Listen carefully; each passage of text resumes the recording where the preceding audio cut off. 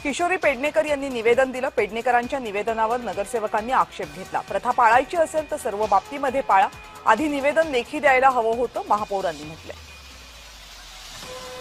आणखीन माहिती देतात माझे सहकारी मनोज कुलकर्णी। मनोज, अगदी बरोबर आहे। आज मुंबई महानगरपालिकेची महासभा आहे आणि त्या अनुषंगाने सर्वच पक्षाचे नगरसेवक, गटनेते, नेते या ठिकाणी उपस्थित आहेत। सभागृह सुरू होतात माजी महापौर किशोरी पेडणेकर यांनी एक पाण्याचा जो प्रश्न आहे आणि त्याचे जे दर वाढणार आहे त्यावर तो सुरुवात केली होती, परंतु त्यावर आक्षेप घेण्यात आलेला आहे। कारण या संदर्भात जी महासभा आहे त्यामध्ये तो प्रश्न जो आहे तो चर्चेला येणार होता, त्यावर आक्षेप घेण्यात आलेला होता।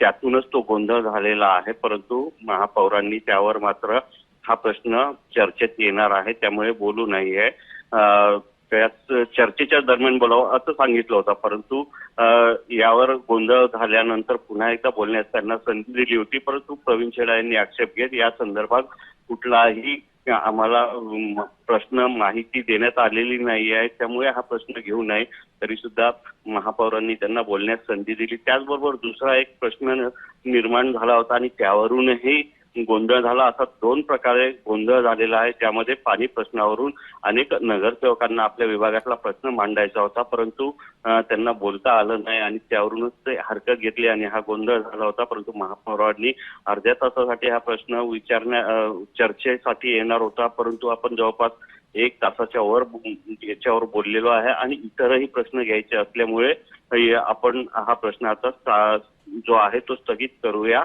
आणि ज्यांच्या काही मागण्या आहेत त्या लेखी आपण प्रशासनाकडून त्याच्यावर उत्तर घेऊया असं म्हटलं होतं। यावरही सुद्धा गोंधळ झाल्याचं या ठिकाणी पाहायला मिळत आहे।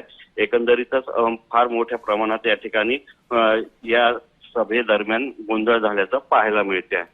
धन्यवाद मनोज या सगळ्या सविस्तर माहितीबद्दल।